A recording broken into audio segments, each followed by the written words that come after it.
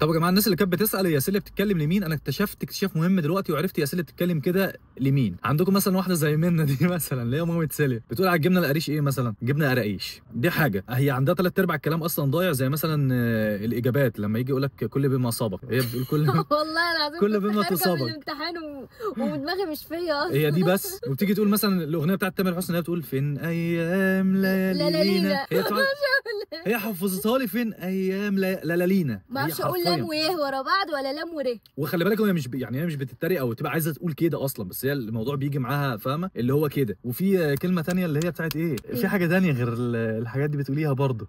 بيقعد يقول لي ما اسمهاش لسه كاليه. بقول لها تاكليها منها، تقول لي لا لا لا انت من لسه كاليه. حرفيا ثلاث ارباع الكلام عندها متدشمل، وده غالبا سبب من الاسباب الرئيسيه اللي تخلي سيليا اصلا بتطلع بتتكلم باللغه السليويه بتاعتها دي. فهي مش لغه سليويه بس، هي لغه كمان تبع منى، يعني تبع مامتها. بيقعد يتريق عليا على خلاجيا.